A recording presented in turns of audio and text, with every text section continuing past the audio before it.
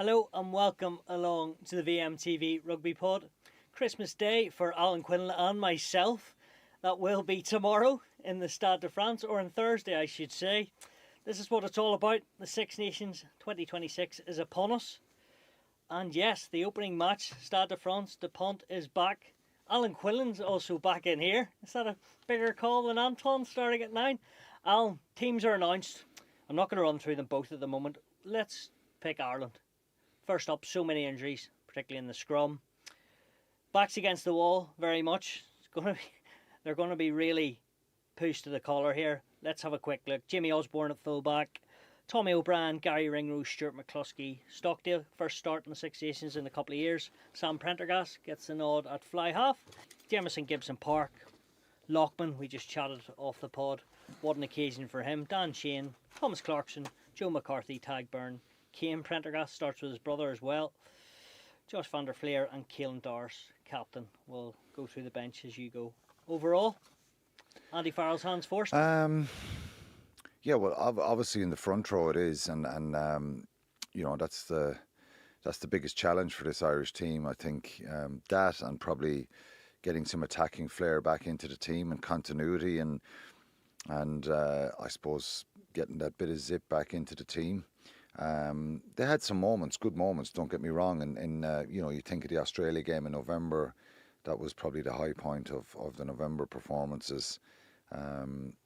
Some moments against New Zealand in the first half, and then South Africa, I think, loads of character. So look, ultimately this is down to trying to find a performance and trying to get that cohesion back in the side, and it doesn't help when you've so many injuries. It's not just the front row. There's a lot of players missing and injured, and it's been tough and difficult for them. The Six Nations gets the blood flowing. It's a wonderful competition. It always brings great excitement and optimism, and but I think when you're missing some very experienced frontliners and quality, I think Porter, Paddy McCarthy, Tyke Furlong.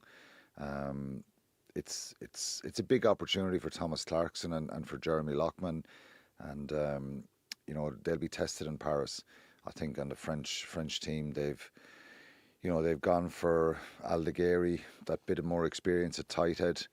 He's a very good player, and Jean-Baptiste Gros at loose head. So yeah, it's very difficult, and it's a very tough challenge. Even if you were in the best of form and had all your players playing really well, it's always difficult going to Paris. But less expectation, less pressure, I suppose, because everyone you meet now thinks, God, this could be a tough night for Ireland, and it could be.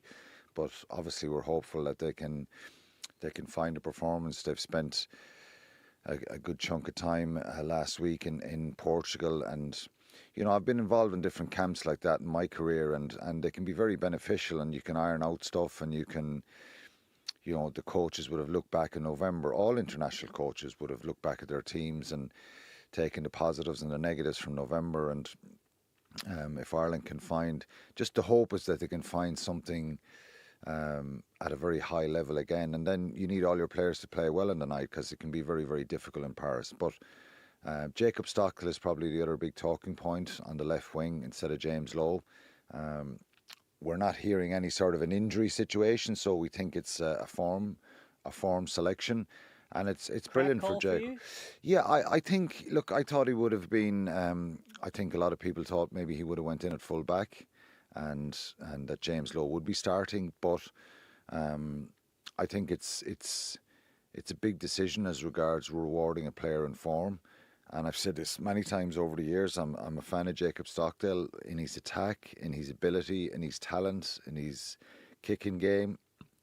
The one area that probably has frustrated is just that aggressive determination to win high balls, to make his tackles, to be physical. So when you think of the two French wingers and the pace they have in Bielbarri and Adesogbe, they have so much pace there. So yeah, I think it's a form selection, and he deserves a crack at it. And listen, everybody would love, obviously you're an Ulster man and you'd love it more, but anybody would love to see Jacob Stockdale get back again. You know, it's a long time ago when you think of that 2018 year where he was just phenomenal, scoring tries, making line breaks, finishing off stuff. And of course he's done it sporadically over the years, but that high level. But I think he's played really well in the last 12 to 18 months, and he's shown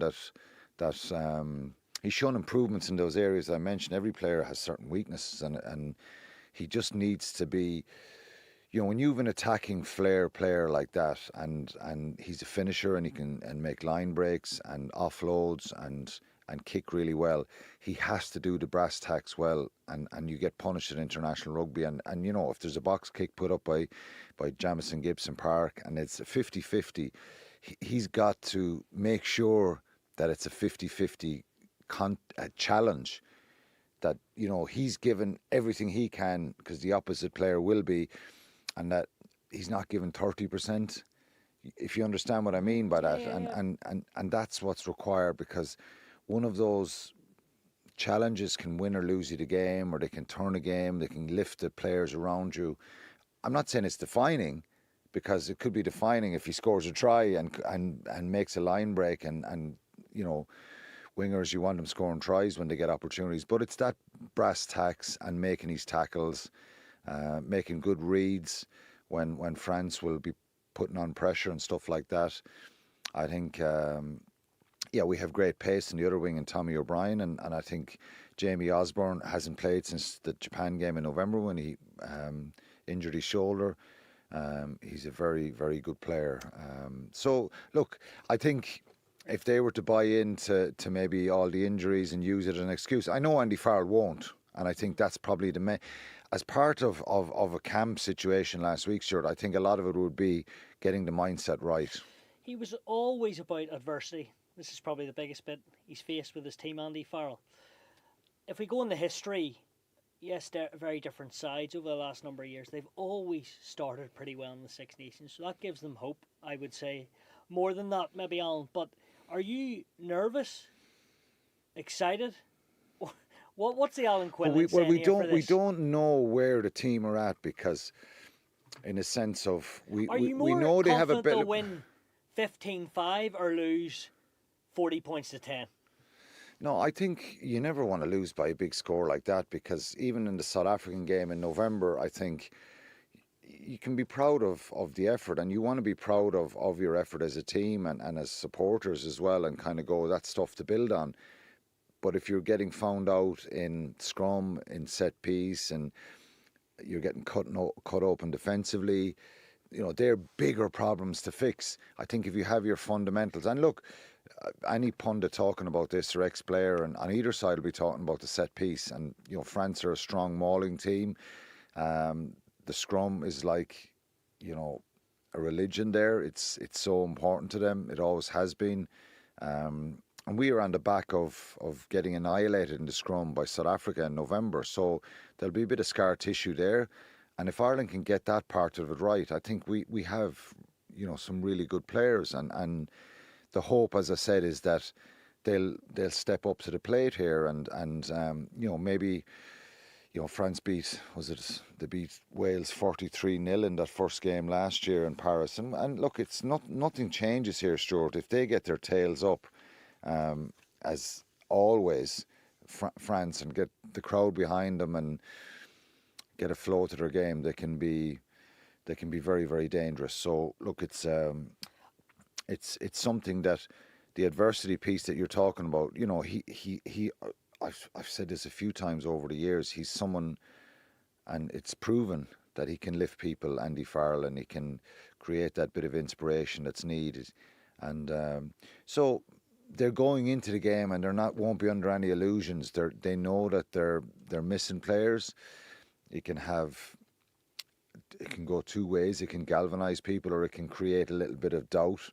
If you're going to have moments in a game that the crowd are going to be all, you know, screaming them on. They're going to make a few line breaks. They might get a try or two. You might have to chase a little bit.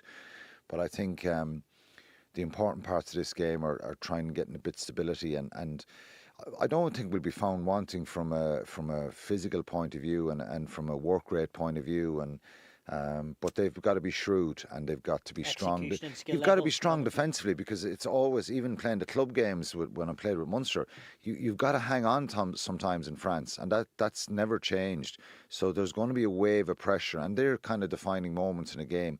So let's hope that Ireland can step up and being the aggressors is probably too extreme, but being on the front foot as regards not shirking their responsibility around collisions and defensively putting in big hits, making sure their discipline is right.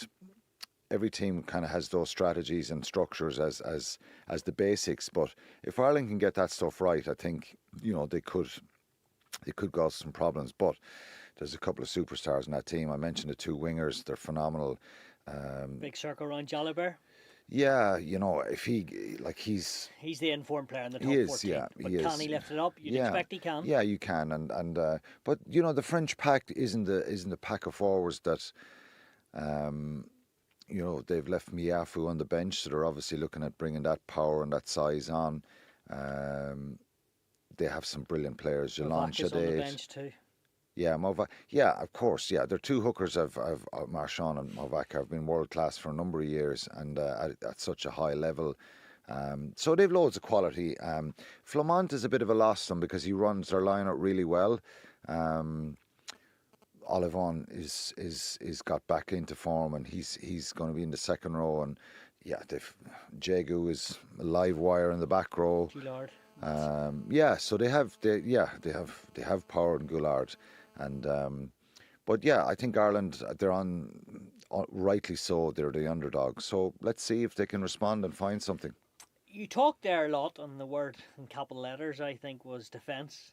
And before, if I'm right, not taking words out of your mouth, Alan Quinlan, you've always thought Jack Crowley, in your eyes, should have got a go. Maybe before Christmas, in the autumns, or even the last Six Nations. There's a bit of chat of Harry Byrne, but he's gone with Sam Prendergast. Okay? Clearly, his attack is the best out of the three, we think, or from my knowledge, which isn't very much, but that's what the general consensus is. But defensively, it isn't. And if Ireland need to hold on, everyone needs to make those tackles. Andy Farrell, as he has emphasised before, Sam Prendergast seems to be Ireland's top fly half that he wants in the team, no matter what. Is that a fair? Yeah, it is, and I think there's obviously been a lot of chopping and changing with in the last, not 18 months, is it? Last November, 12 months is where it started, and that there was a bit of doubt. I thought Sam, if you go back to this fixture 2 years ago in Marseille, Jack Crowley started, Johnny Sexton retired at the World Cup. They had an incredible bonus point win in Marseille, given there was no Dupont or the fly half, Intimac. Sorry, no Intimac there. There's no Intimac this time. Yeah, there's no Intimac, but I think Jalibert, Yeah. He's like for like there. He can easily play at the same quality, same level. We know what Dupont can do, and he's done it for so long. I think when he went off in that game last year in the Aviva, everyone thought, God, this is the door open. Luku was good. Luku was brilliant. He was brilliant when he came on, and the French team responded. So I just think that if you asked me before the team was announced who would I start, I would have said Sam Prendergast. Okay. This time I would have said, right, okay. And normally it would have been Jack. Yeah, it would, and because I just think Jack is. Has he gone backwards a bit, Alan? I'd say confidence is an issue. I think the talent is still there and the quality, and he's stronger defensively. There's no doubt he's stronger with ball and contact if you have to run with it, and I think he had 18 or 19 carries in the Munster Cast game a couple of weeks ago, and he made a lot of inroads. But I think some of his kicking and decision making was rushed, panicky, and not what it should have been. So I think they've taken a decision, and it's probably always been that case that they feel that, and it's probably correct, that there's a spark there that can get that attack going quicker and better, and that he has brilliant hands, and that's where his strength is. So it's not that Jack Crowley's way weaker at moving the ball, but I think Sam Prendergast has this intuition and maybe a natural flair to run, to pass, to pick out people. So it's probably a call, and the reason I would have went for it, because I think even though I'm speaking about all the other fundamentals that they need to get right, but if you go to Paris and you think you're going to contain here, shut the game down, kick to the corners, put it out into the stands, slow it down, I don't think it would suit this Irish team. I think they've got to try and play, and they've got to try and attack a little bit. So, and he's in good form. His defence has improved, I think, albeit we've seen him making a lot of tackles from maybe full back in the couple of games that he came on. So you and think was it's well. got better, the defence? Yeah, I think he knows it, and I think it's a lot of it is technical and just desire, and I think obviously he'll know that he's going to be targeted again. They'll try and run at him every chance they get. So, it's always a risk, but there's always risk with everything you do. I think it's an area that's not helped his team in the last. We're probably blessed with Johnny Sexton, Ron O'Gara before that, and Humphreys, and you go back to Ward, Campbell. It's great to have competition, but for any team, club team, professional team, amateur team, to have a bit of stability around 10 always helps. But when these transitions happen, maybe you've got to go through a bit of this, and as long as the two of them can grow from it, and do we want another Six Nations where Sam Prendergast starts against France, and then Jack Crowley starts against Italy, and then there's something else against England? Well, as a back row, it could happen. You don't want a steady 10 who you knew. That's what I mean. Yeah, I think. So you don't want that, and Andy Farrell won't want that. I wouldn't have thought. No, I think. Look, I'm not saying they've got to persist now and that's it. It's shut. It's closed. But it doesn't help stability. But when both of them are doing good stuff and then making mistakes, they're making it difficult to stake a claim to hold on to the jersey. So, two very, very talented players, and they've kind of, not through their own fault, been the frontline topic of conversation for the last 12 to 18 months. So, he needs to, and it isn't about Sam Prendergast going spinning passes around. He's got to kick well. He's got to find space, and hopefully they'll have a strategy. And Gibson Park is probably one of the best box kickers or touchline finders from Ireland's 22 in the world. So he'll take a lot of pressure off there. But when it's on to move it, I think they've got to be brave and try and get the ball to Tommy O'Brien and Stockdale and try and find some space. So that is the way you see this Andy Farrell's team going, like they did in Marseille. They'll be going to attack and try and get that flow back, which hasn't been as good. And then the other idea if you look at the stats, how do you contain France? If you look at the stats from last year and compared to the previous Six Nations and November, obviously there were high points, I think, and Ireland were at a very high level in 22, 23, and for parts of 24, they lost to England and Twickenham. They could have had back-to-back Grand Slams, and I think we saw a little bit of change and in the attack and in the stats that showed last year, less line breaks, less tries scored, all that kind of stuff.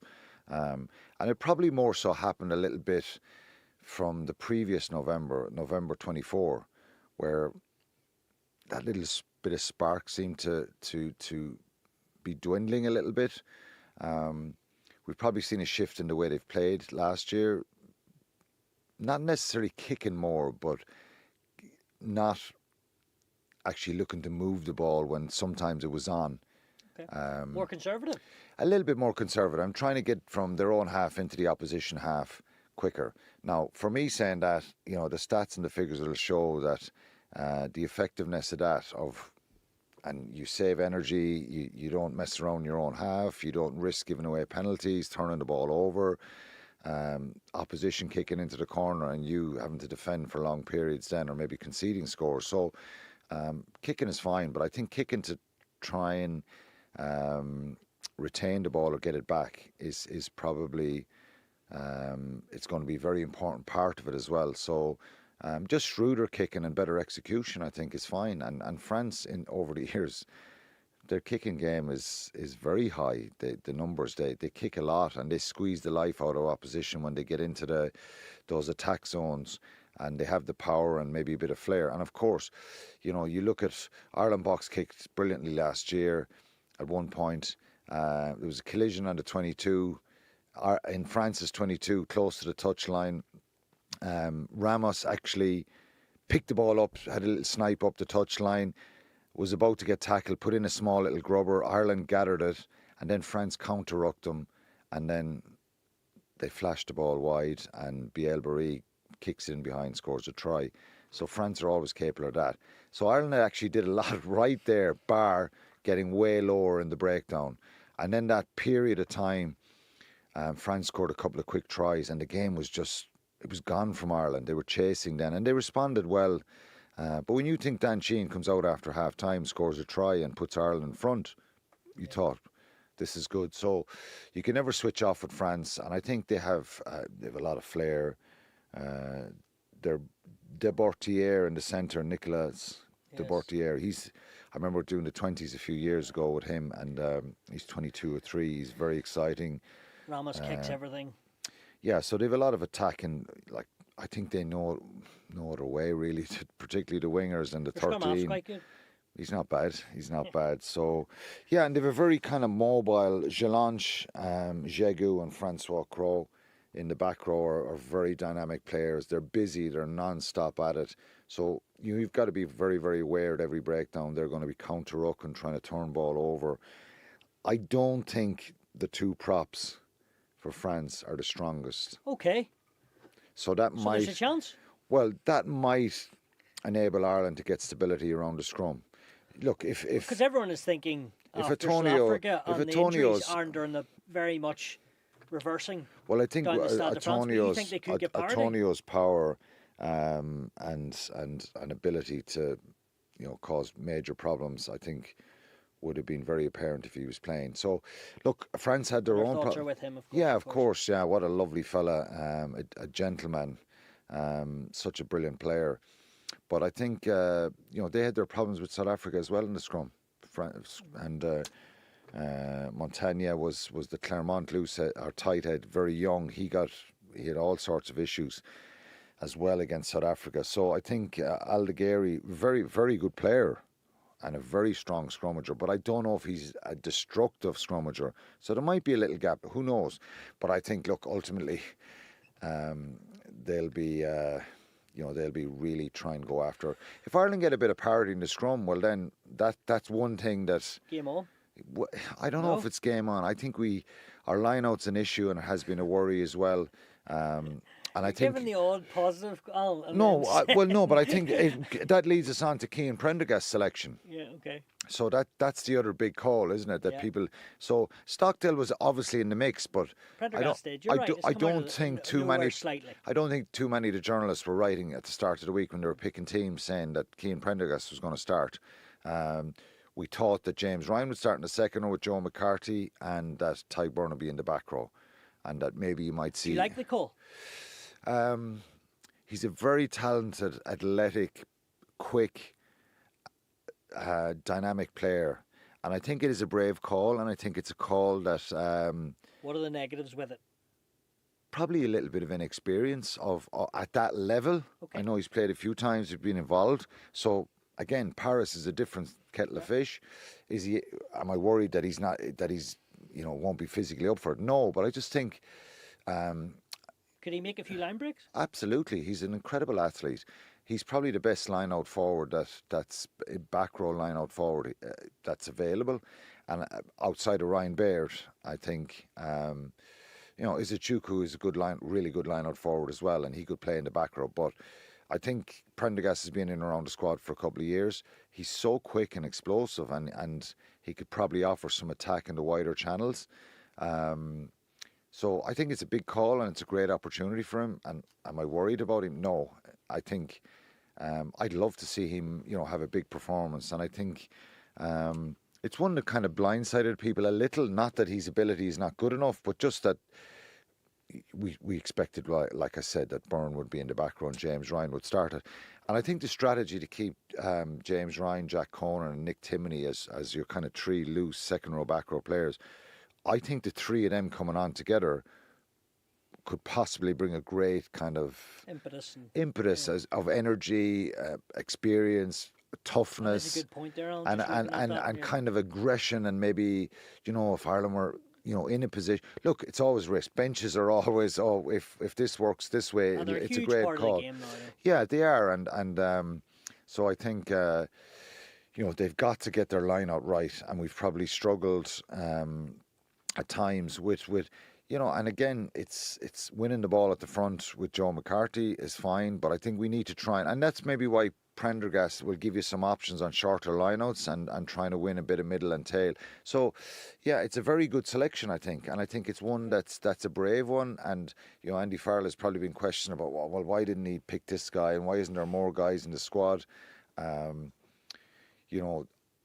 think after the A game this weekend on Friday night against England, it's a great opportunity again for a lot of those players to maybe put their hand up and say, look, there is a bit of optimism and there is some players here who could feature in 2027.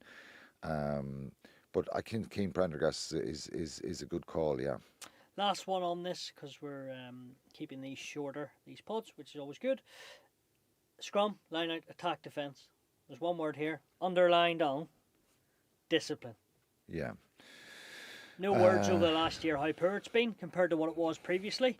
Well, surely that'll be one of the biggest marks in the changing room above them head saying, come on, no back chat and no penalty count. Yeah, you're always going to have a number of penalties. It's unavoidable, But I think it's sometimes it's silly ones. And 22, 23 yellow cards, is that right? Yeah, and just similar amount of games. Trying to, like the penalty count in the Ireland-South Africa game was 18. Probably about 8 of them were at scrum time, so that bulks it up a lot. If you go to Ireland, New Zealand, and Chicago, it was 11 penalties, not extraordinarily high. Australia, when you're winning a game, 46-19, it's 9 penalties. So again, 7, 8, 9 is probably where you're at for most teams. Even if you're dominant, there's always a few at the breakdown. There's a couple that you'll be given for offsides in midfield, all that kind of stuff. Ireland, Japan, 8 penalties. So it's the yellows and reds, Alan, isn't it? Or the yellows, sorry. Yeah, well, look, the red card for James Ryan is, I think it's reckless the way he goes in against South Africa. He's just got to be way more careful than that, and he just can't charge in anymore like that. If someone's about putting their hands on the ball, yes, you need great urgency to get in, but is it better to let him win a penalty than not fly in with your arm tucked and with a risk of catching? If the arm is up here, all the urgency in the world and kind of dive even, but it's the Tyburn one against New Zealand. Look, that's not bad discipline because it was proven that it was rescinded, that red card. But I suppose it's under pressure, making sure you get back on side and that you don't give away those silly penalties. I don't think it's a major issue, but I think it's an issue that... Well, what about Ringrose last year against Wales? Joe McCarthy against France? Crowley and Joe McCarthy was poor. There is a few. Yeah, they need to be much more careful with those kind of ones because they're the frustrating ones that really, really hurt you.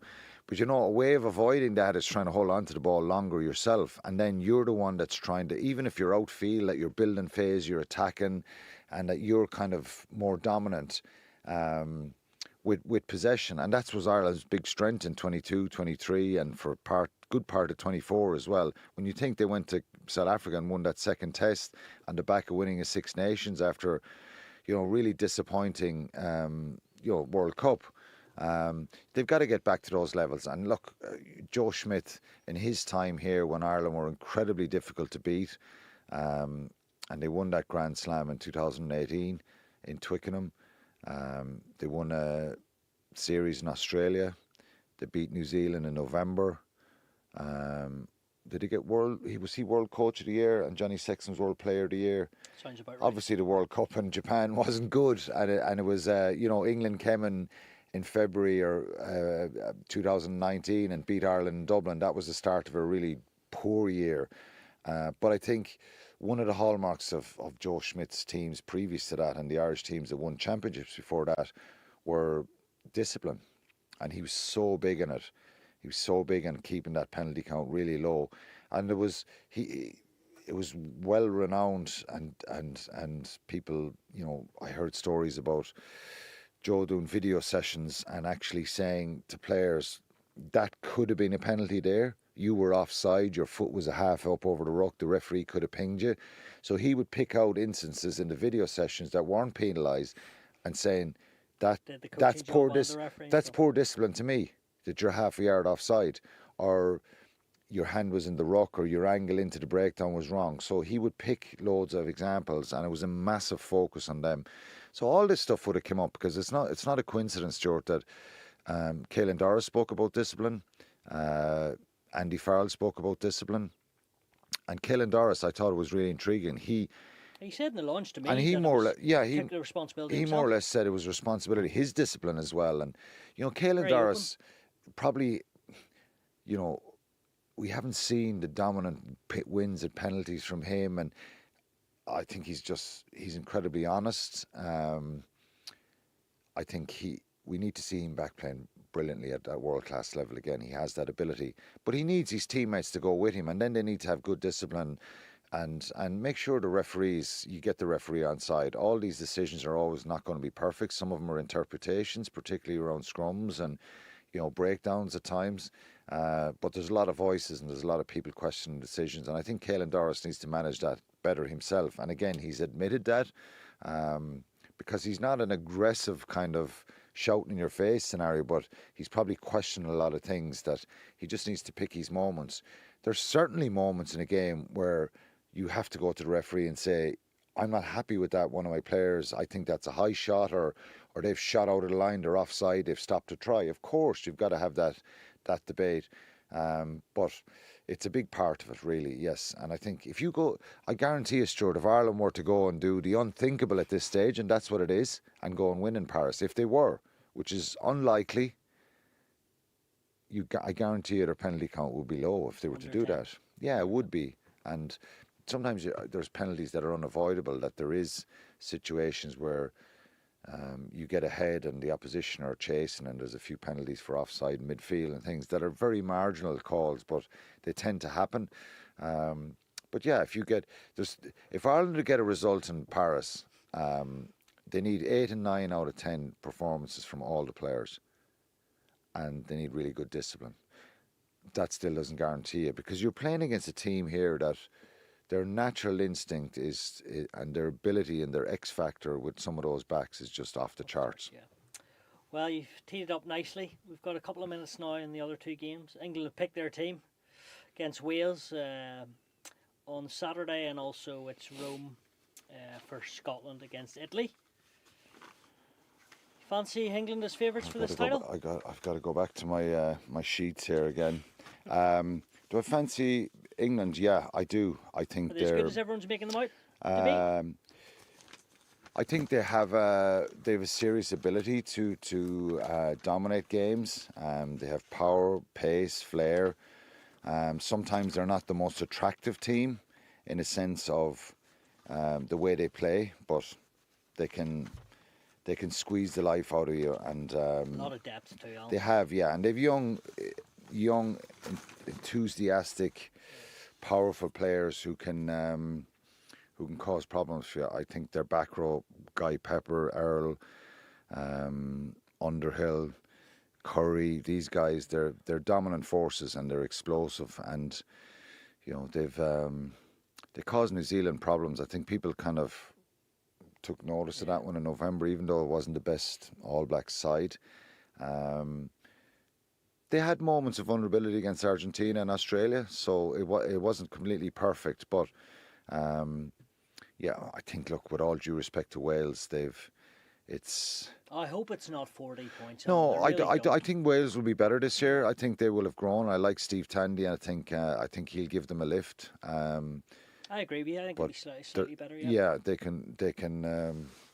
I think some of the Welsh regions have played really good this year, and there's some good players that have matured. They've been through a lot, tough results. So still are going through a lot. Yeah, but I think for England,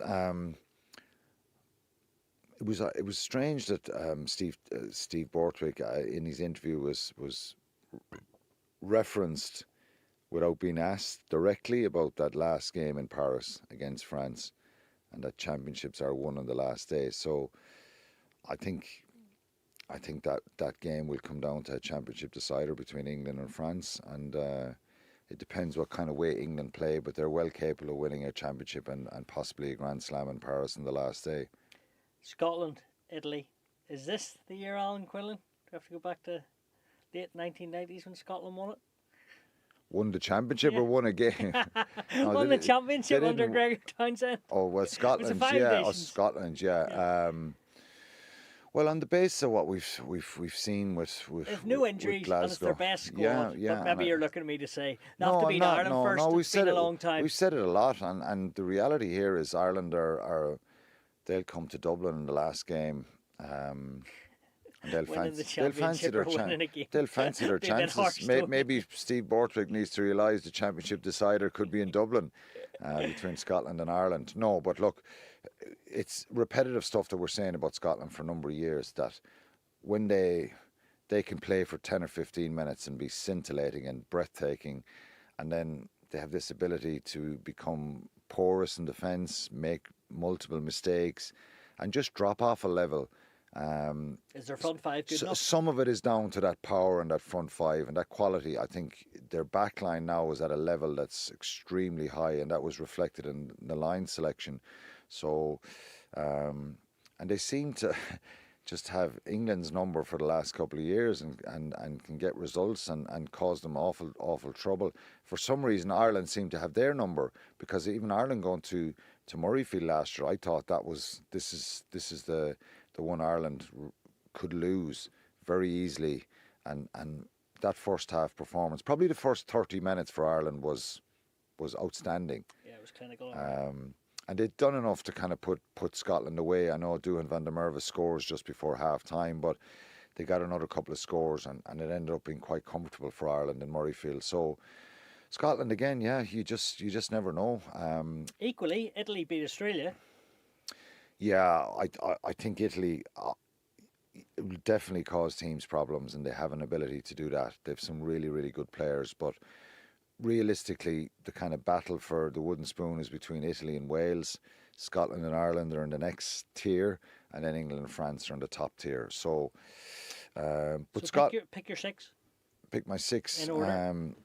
England, France, Ireland, Scotland, Wales, Italy. There you have it. We'll get that printed out for 6 weeks' time, Alan Quinlan. We're good for that. You pick your six. Come on, yeah. Put your money where your mouth is. It's not my job. It's not, but I'm asking you a question now. You pick your six.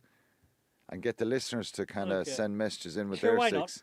So, Mum's Scottish, so Scotland. Is that fair enough? You think they'll win the championship? Yeah, there you go. So have I finished yet? I knew you'd do this. Are we still going? Yeah, England going. at 2. France at 3. Ireland at 4. Italy at 5. And Wales at 6. Who knows? Scotland could. I think. Jink will get any one of those 6 right. Do you think you'll get yes in that order? Yeah. England could be second. Okay. France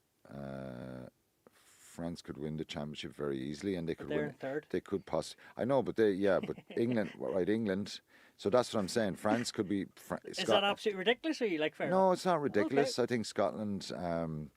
Scotland go to Paris. No, France go to Murrayfield. What happened last year? No, because it was Grand Slam. France go to Murrayfield. France go to Murrayfield. So you'd fancy Scotland to beat France and Murrayfield. Scotland could be easily in the mix. Okay, I'll say it with a smile on it. Thanks very much as always coming in. And yes, this will be a great couple of months. We'll be out with pods most weekends, which will be brilliant throughout the week as well too. And don't forget the big one in Stade de France. We have all the build up, live action. You can listen to Alan Quinlan on Virgin Media 1 and all the pundits too. So yes, thanks very much, and we'll see you again next week.